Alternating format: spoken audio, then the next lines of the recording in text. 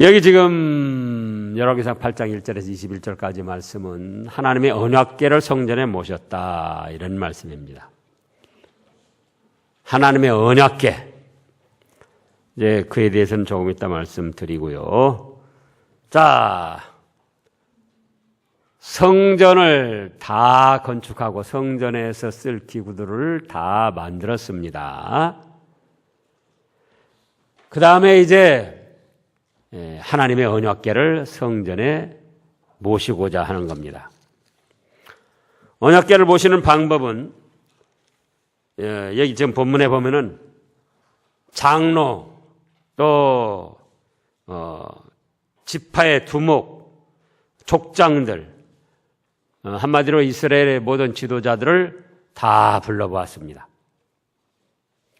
하나님의 언약궤를 모시는 데 있어서 이제 지도자들부터 앞장서서 모셔야 된다는 거예요. 어느 조직도 그렇고 국가도 그렇고 교회도 그렇고 어떤 일을 하는 데 있어서 지도자들부터 앞장을 서야 됩니다. 그래서 이제 하나님의 성전을 완공하고 거기에 언약궤를 모시는데 누구를 다 불러 모았다고요? 지도자들, 장로, 두목, 족장들, 그러니까 모든 지도자들을 다 불러 모은 거예요. 그리고 이제 제사장들이 하나님의 언약궤를 어깨에 메고 성전으로 모셨습니다. 다윗 시대에 하나님의 언약궤를 모셔오는데 제사장들이 어깨에 맨 것이 아니고 술에 있다 이제 모셔오는 바람에 하나님께서 진노하셔서 우사 타작마당에서 거기서 이제 죽게 됐죠. 우사가. 이건 뭘 뜻하느냐? 성전 지을 때도 하나님이 다 말씀하신 대로 지었고 또 언약궤를 지금 만드는데도 하나님이 말씀하신 대로 만들었고 그 언약궤를 옮겨 모시는데도 하나님의 말씀대로 어깨에 맨 겁니다. 이거는 곧 믿음의 모든 일, 하나님을 섬기는 믿음의 모든 일들은 다 하나님의 말씀대로 해야 된다는 거예요. 하나님의 말씀에 합당하게 해야 된다는 겁니다. 이미 살펴본 대로 다윗이 하나님의 언약궤, 블레셋에 빼앗긴 언약궤 모셔올 때에 새 수레에다가 새로 악기를 만들어가지고 많은 사람을 동원해서 연주하면서 얼마나 기쁘고 즐겁게 춤을 추며 모셔왔습니다. 그러나 그때는 하나님이 받지 않으셨어요. 모셔오는 방법이 말씀에 맞지 않았기 때문에. 그래서 오늘날 모든 그 신앙의 행위에 있어서도 우리가 좋아서 우리가 하고 싶은 대로 하는 것이 아니고 하나님의 말씀에 의해서 하나님을 섬기며 신앙의 행위를 가져야 하나님이 기뻐 받으시고 그것이 복된 것이다, 그겁니다. 그 다음에 이제 하나님의 언약궤를 모셔오고 제사를 드렸어요. 5절부터 보면은 솔로몬 왕과 그 앞에 모인 이스라엘 온 회중이 저와 함께 궤 앞에 있어 뭡니까? 양과 소로 제사를 드렸으니 그 수가 많아 기록할 수도 없고 셀 수도 없었더라. 언약궤를 모셔오는 데 있어서도 또 모셔서 성전에 안치하는 데 있어서도 사람으로는 할 수가 없는 거예요. 왜? 사람은 죄인이기 때문에. 그러면은 하나님께 먼저 또 제사를 드린 거예요.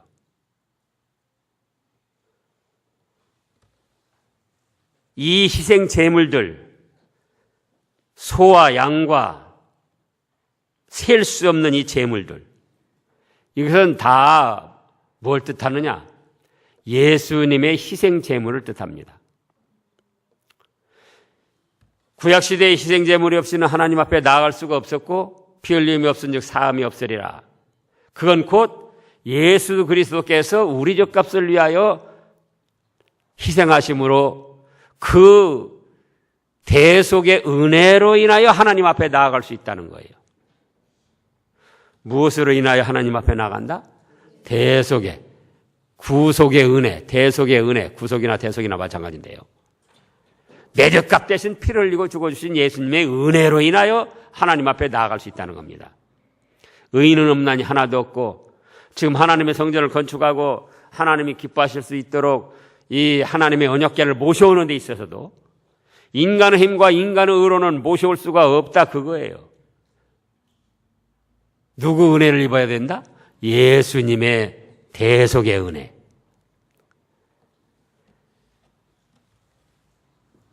그러면 이제 그 언약궤 안에는 뭐가 있었는가? 언약궤 안에는 9절에 보면은 두 돌판 외에 아무것도 없었다 그랬습니다. 뭐 외에는 아무것도 없어요? 두 돌판. 두 돌판이 뭡니까? 십계명 두 돌판. 처음에는 이스라엘 백성들이 출애굽해가지고 광야에서 하늘에 만나 내려서 그 만나 한 항아리하고 또 아론의 쌍난 지팡이 12지파 족장들이 다 아론과 모세에게 너만 뭐 하나님의 종이냐? 우리도 하나님의 종이고 우리도 하나님의 일을 하는데 왜 너희만 잘났다고 그러냐? 그래갖고 원망 불평이 일어났습니다. 그래서 하나님이 뭐라고 그랬죠? 그러냐? 그러면 각 지파 족장마다 지팡이를 하나씩 가져와라. 지팡이니까 깎아서 말려가지고 오래된 것들이에요. 그래서 하나님의 성막에다 넣고 내일 한번 살펴봐라. 그랬더니 어떻게 했죠? 아론의 지팡이에서만, 모세 아론 지파의 지팡이에서만 싹이 나고 꽃이 피었었어요. 그래서 다 같은 하나님의 종이라도, 하나님의 쓰임받는 사람이라도 하나님이 또 특별히 붙들고 쓰는 종들이 다르다. 그래서 이제 아론의 쌍난 지팡이, 만나 항아리, 십계명 두 돌판이 있었는데 이제 여기까지 오는 동안 전쟁을 비롯해서 여러 가지 우여곡절을 겪으면서 만나의 항아리 또 아론의 쌍난 지팡이는 없어지고 십계명 두 돌판만 남았습니다. 그 언약궤는 크기가 어떻게 됐었는구니? 길이가 2.5규빗이니까 약 115cm쯤 됩니다. 115cm니까 이 정도 되는 거예요. 여기 이 정도. 길이가. 그리고 넓이가 1.5규빗인데 그러면 약 70cm쯤 됩니다. 그러니까 이 높이 정도 되는 게 이 높이 여기요. 넓이가 70cm, 높이가 70cm. 이 높이에다 넓이가 이렇게 이거 한 2배쯤 되는 거죠. 그래가지고 길이는 1m 15니까 한 이 정도 되는 거예요. 그러니까 그렇게 크지는 않아요. 무슨 나무로 했느냐? 오늘날 우리로 말하면은 아카시아 나무 같은 그런 걸로 했습니다. 그리고 이제 그 언약궤를 성전, 지성소 여러 번 말씀했죠. 성전이 60규빗, 길이가 60규빗, 넓이가 20규빗인데 앞에 20규빗, 20규빗 거기는 뭐라고 한다고 그랬죠? 지성소. 내전이라고도 하고 지성소라고도 하는데 그 지성소의 중앙에다가 이제 언약궤를 모시는 거예요. 그래서 이제 그렇게 모셨습니다.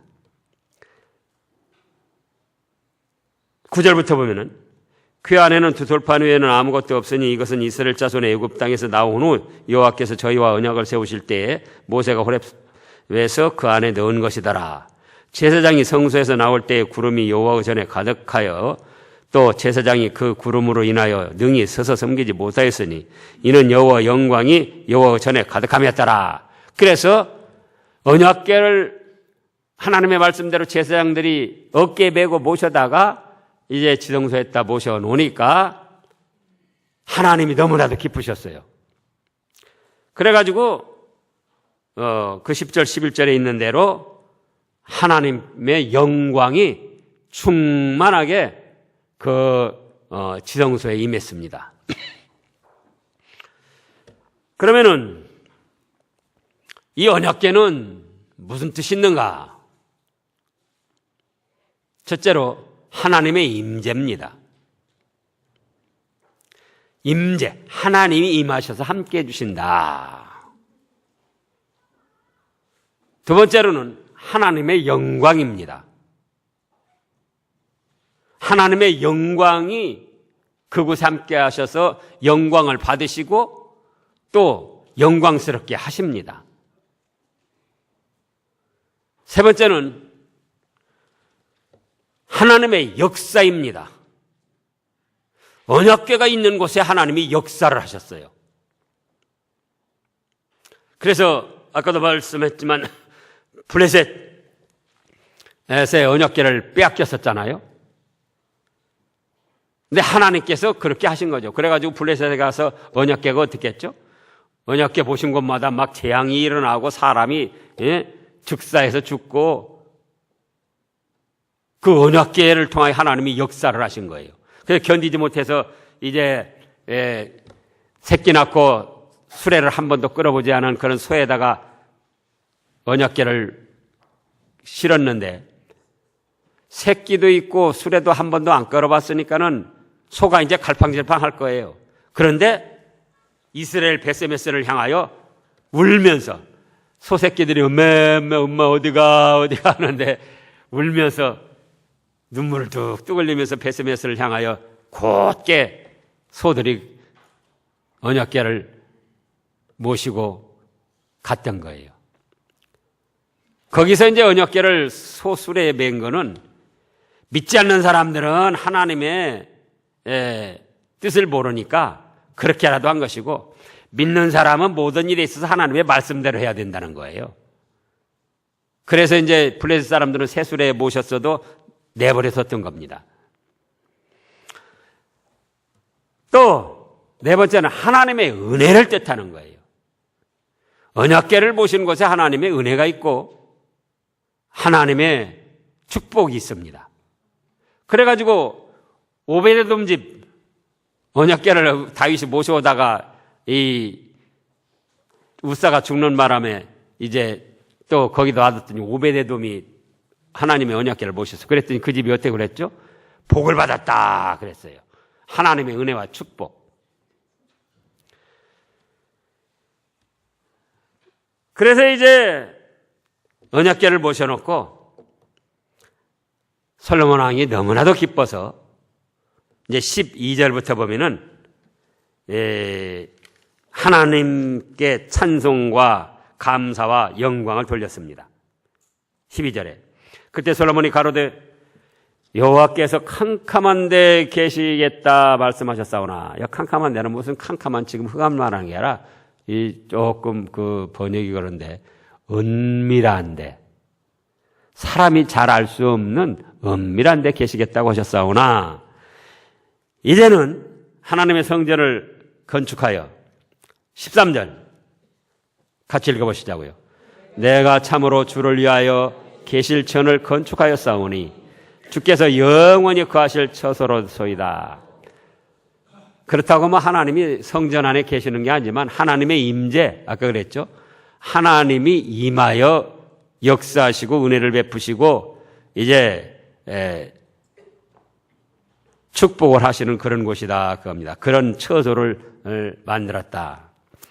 14절에 얼굴을 돌이켜 이스라엘 온 회중을 위하여 어떻게 했습니까? 축복을 하였어요.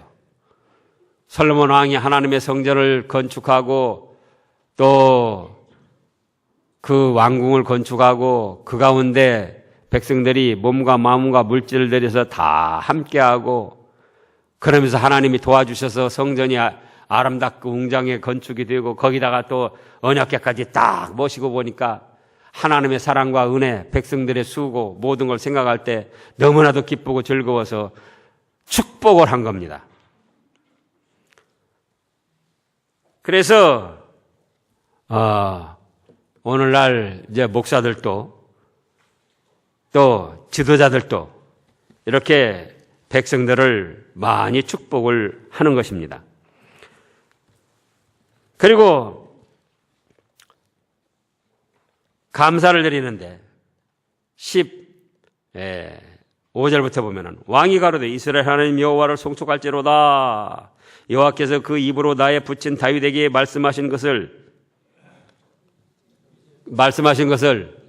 이제 그 손으로 이루셨도다. 자 보세요.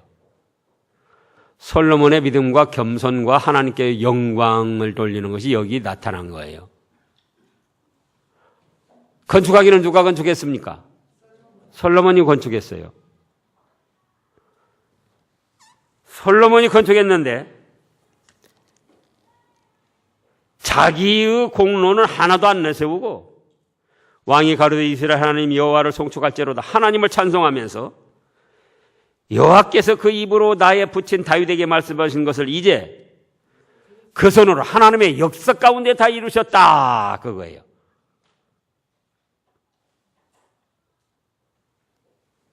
그래서 사람이 수고하고 사람이 헌신하고 헌금하고 헌물해서 건축한 것이지만 그 사람이 수고할 만한 건강, 시간, 사람이 헌금하고 헌물하고 하나님 앞에 바칠 그 믿음과 정성과 또 물질을 얻게 하신 것, 또 물질을 헛군데 쓰지 않냐고 하나님의 나라, 하나님의 성전을 위해서 바치게 한 것, 그런 것이 다 하나님께서 은혜를 베풀어 주셔서 하나님의 역사 가운데 된 거라는 거예요. 오늘날 우리 교회가 이만큼 된 것도 다 하나님의 은혜 가운데 하나님의 역사 가운데 이루어진 겁니다. 제가 이 말씀을 살피면서도 생각하면 그야말로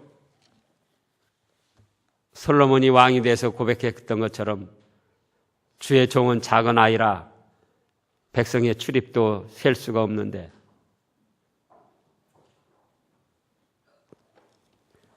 저희 친구들 지금 보면은 죽은 친구들도 여럿이 돼요. 술 먹고 방탕 오르다가 저기 간암 걸려서 죽고 또 교통사고로도 죽고 뭐 잘 됐어도 육신적으로 돈은 좀 벌었다고 해도 뭐 그 애들도 그렇고 하나님이 불러주시고 쓰시지 않았다라면 저 자신도 여전히 그들 가운데 하나로 지금 죽었든지 늙어가든지 그럴 텐데 참 너무 감사하죠. 그래서 솔로몬도 그걸 깨달은 거예요. 그래서 하나님께 감사하고 하나님 모든 되어진 일을 자기가 수고했지만 하나님께 영광을 돌리고 하나님의 역사가 없이는 자기가 아무것도 할 수 없다는 그걸 깨닫고 이렇게 하나님께 영광을 돌린 겁니다. 16절에 내가 내 백성 이스라엘을 애굽에서 인도하여 난 날부터 내 이름을 둘 만한 집을 건축하기 위하여 지금 하나님이 말씀하신 거 그거 하는 거예요. 이스라엘 모든 지파 가운데 아무 성읍도 택하지 아니하고 다만 다윗을 택하여 내 백성 이스라엘을 다스리게 하였노라 하신지라. 내 붙인 다윗이 이스라엘 하나님 여호와의 이름을 위하여 전을 건축할 마음이 있었더니 여호와께서 내 붙인 다윗에게 이르시되 내가 내 이름을 위하여 전을 건축할 마음이 있으니 이 마음이 네게 있는 것이 좋도다. 그러나 너는 그 전을 건축하지 못할 것이요 네 몸에서 낳은 네 아들 그가 내 이름을 위하여 전을 건축하리라 하시더니 보세요. 다윗 왕 그 믿음의 용맹스러운 다윗 왕이 하나님의 전을 건축하고자 했지만 어떻게 했다고요? 건축을 하지 못했어요. 다윗은 하고 싶었지만 하나님이 허락지 않으셨어요. 전쟁에서 피를 너무 많이 흘렸다. 그러나 하나님이 허락지 아니하시면서도 다윗이 하나님의 성전을 건축하고자 하는 그 마음을 좋다고 칭찬하시고 알아주셨다 그거예요. 그걸 아셔야 돼요. 하나님이 허락지 않는 일을 할지라도 하나님을 위하고 예수님을 위하고 교회를 위하여서 힘쓰는 것 그 자체는 어째요? 하나님이 아주 좋아하시고 기뻐하시는 일이에요. 복받을 일이에요. 자기가 못했어도 아들이 할 수 있고 또 자기가 그 복을 받지 못했어도 아들이 받게 됐던 거예요.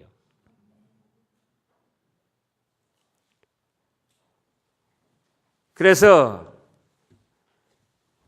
우리가 하나님을 위하여 어떤 선한 일들을 하고자 하는 것은 하나님이 허락을 아니하신다 할지라도 그 마음은 하나님이 어떤다? 기쁘게 받아주시고 누구에겐가 내 자손, 내 가족들에게 그 복을 베풀어 주신다 그겁니다.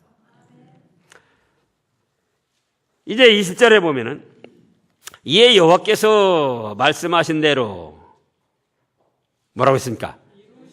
이루시도다. 보세요. 하나님이 말씀하신 대로 이루셨다 그거예요. 하나님께 또 영광 돌리고 내가 여호와 행하신 대로 허하신 대로 내 붙인 다윗을 대신하여 일어나서 이스라엘 위에 앉아 이스라엘 하나님 여호와의 이름을 위하여 전을 건축하고 누구를 위하여 전을 건축하고요? 이스라엘 하나님 여호와를 위하여 전을 건축하고 내가 또 그곳에 우리 열조를 애굽 땅에서 인도하여 내실 때에 저희와 세우신 바 여호와의 언약궤를 위하여 한 처소를 설치하였노라. 그래서 성전에다가 언약궤를 안치를 했다는 겁니다. 그래서 솔로몬이 이제 성전도 완공을 하고 그 지성소 가운데에 무엇을 모셨더라? 언약궤를 모셨더라 그겁니다. 언약궤가 무슨 뜻이 있다고요? 하나님의 임재, 또요 하나님의 영광, 또요 하나님의 역사, 또요 하나님의 은혜. 그러면 오늘날은 뭘 뜻하느냐 그요 하나는 오늘날은 그게 이제 중요한 거예요. 오늘날은 하나님이 함께 하시고 하나님의 영광이 있고 하나님의 역사가 있고 하나님의 은혜가 있는 바로 신구약 하나님의 말씀을 뜻합니다. 구약 시대에는 언약궤를 뜻했지만 신약 시대에는 신구약 하나님의 말씀을 뜻하는 거예요. 아무리 성전을 화려하고 웅장하게 잘 지었어도 하나님의 교회를 지었어도 거기에 하나님의 말씀이 모셔지지 않으면은 그거는 다 인간의 산물이고 하나님 앞에 기뻐하심을 입지 못할 그런 헛된 것들입니다. 자, 이제 디모데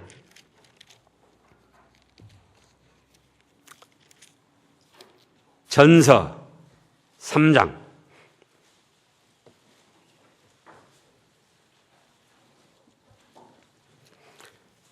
디모데 전서 3장 15절을 보겠습니다. 15절 만일 내가 지체하면 너로 하나님의 집에서 어떻게 행하여야 할 것을 알게 하려 하노니 이 집은 살아계신 하나님의 교회요 진리의 기둥과 터이니라. 진리의 기둥과 터. 하나님의 교회는 진리의 기둥과 터다. 진리의 기둥과 터는 또 뭐라고 그랬습니까? 진리가 뭐라고 그랬습니까? 하나님의 말씀. 요한복음 17장 17절. 요한복음 17장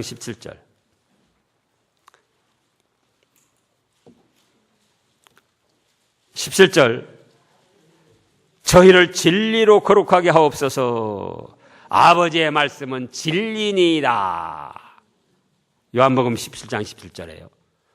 그래서 구약시대에는 성전에 하나님의 언약궤를 모심으로 거기에 하나님의 임재하셨고 역사가 있었고 영광이 충만했고 은혜를 베풀어 주셨고, 오늘날은 하나님의 교회에서 신구약 하나님의 말씀을 모시고 그 말씀을 받들고 그 말씀을 중심으로 생활함으로 하나님이 함께 하시고 하나님의 영광이 나타나고 하나님의 역사가 있고 하나님의 은혜와 축복이 임하는 것입니다. 기도드리겠습니다.